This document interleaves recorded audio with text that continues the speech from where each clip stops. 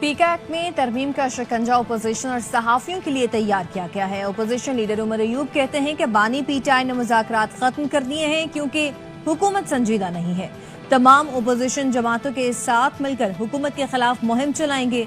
असद कैसर बोले, आइन इजहार राय की आज़ादी का हक देता है। पीका एक्ट हो गया या डिजिटल पाकिस्तान एक्ट हो गया, उन्होंने वो वेपन अपनी बरादरी के खिलाफ इस्तेमाल करने, अपोजिशन के खिलाफ इस्तेमाल होगा।